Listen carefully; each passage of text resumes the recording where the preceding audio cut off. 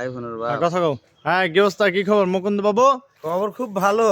যাচ্ছিলাম একটু পূজা মন্দিরে পূজা দিতে। ও তাই, ওকে ওকে। কি গো? ঠাকুর মশাই, আমি তো আপনার লেগে মনে করেন যে জায়গায় দাঁড়ায় আছি, চলেন চালু করে। কেন, কি হয়েছে? পূজা দিবেন না? এই মুকুন্দ বাবু, আপনি পুজো দিতে দেবেন আঙ্গ বাড়িতে?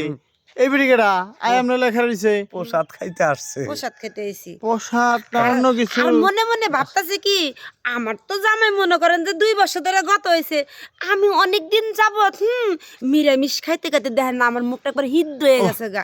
এর লেগে চাইতেছি যে একটু আমিষ খাবো। এই যে ঠাকুর, এই যে ঠাকুর, ঠাকুর কত্তা বাদা ঠাকুর কই?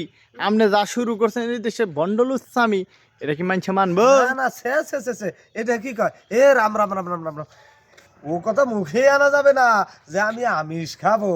এটা হচ্ছে নিরামিষ, তোমার জন্যই প্রযোজ্য। তুমি আর আমিষ খেও না। আমি যাই পূজাটা সেরে আসি।